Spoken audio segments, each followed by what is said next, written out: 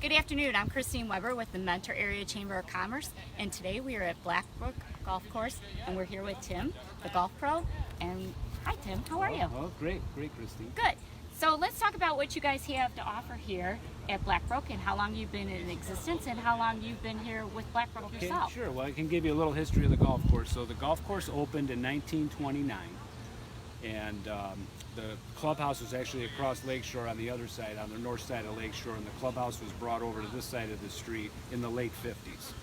The course was owned by Floyd Hopkins, who was a developer, and the Shave family. Bob Shave Sr. was the head golf professional manager at Manakiki. Okay. And that's where he retired from. So Floyd Hopkins gave half the ownership of the golf course to Bob Shave Sr. to run it for him. So that's how the Shave family got involved.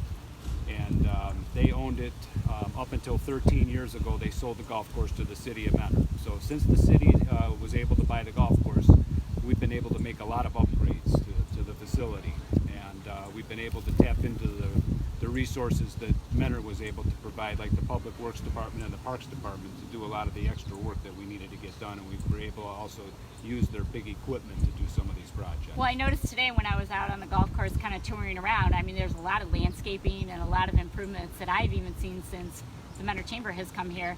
And I saw actually new things today that I never saw before with the landscaping out in the middle, in between holes and stuff like that. It looks great. Yep.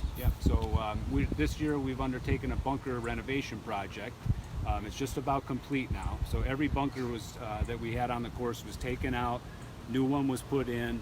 We took some out completely, and then we put in some brand new ones in other locations, just to change up the course and make it a little more modern and challenging, because the golf balls and the big drivers have kind of changed the game a little bit. Everybody's hitting it so much further that we wanted to bring some bunkers and more into play for people, so they don't just bomb it over everything. So talking about history for a second, was there ever a time that this course had like a major tournament that was hosted here? No. The biggest thing we have is the Mentor Chamber outing. Okay. That is our biggest tournament. They have 144 golfers take on the golf course at one time. That's our biggest event of the year.